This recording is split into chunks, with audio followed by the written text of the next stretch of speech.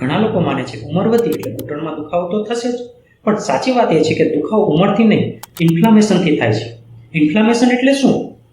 શરીરમાં અંદર થતા સોજા. જ્યારે આપણી ઇમ્યુન સિસ્ટમ ઓવર રિએક્ટ કરે છે ત્યારે આવું થાય છે. ખોરાક, સ્ટ્રેસ, ઊંઘની કમી અને લાંબા સમય સુધી બેસી રહેવું એ બધાના ટ્રિગર ફેક્ટર છે. આપણી નીમાં કાર્ટિલેજ હોય છે જે હાડકાને સીધો ઘસાવાથી બચાવે છે, પણ જ્યારે શરીરમાં ક્રોનિક ઇન્ફ્લામેશન થાય છે એ કાર્ટિલેજ ધીમે ધીમે પાતળું થવા લાગે છે, એટલે હાડકા એકબીજા સાથે ઘસાવા લાગે છે અને દુખાવો શરૂ થાય છે. સુગર અને રિફાઇન્ડ ઓઇલ જોઈન્ટ માટે એટલા જ ખતરનાક છે જેટલા સ્મોકિંગ ફેફસા માટે. એ બોડીમાં સાયલેન્ટ ઇન્ફ્લામેશન શરૂ કરે છે, જેના કારણે કાર્ટિલેજ ધીમે ધીમે ખરાબ થવા લાગે છે. જોઈન્ટ પેનથી બચવા માટે આ સરળ બદલાવ જરૂરી છે. શરીરમાંથી સોજા ઘટાડો, જેના માટે હળદર, અળસી, આદુ તેમજ ફાઇબર અને ઓમેગા 3 વાળા ખોરાક લો. પૂરતી ઊંઘ, ચિંતા અને સ્ટ્રેસ ઓછા કરો.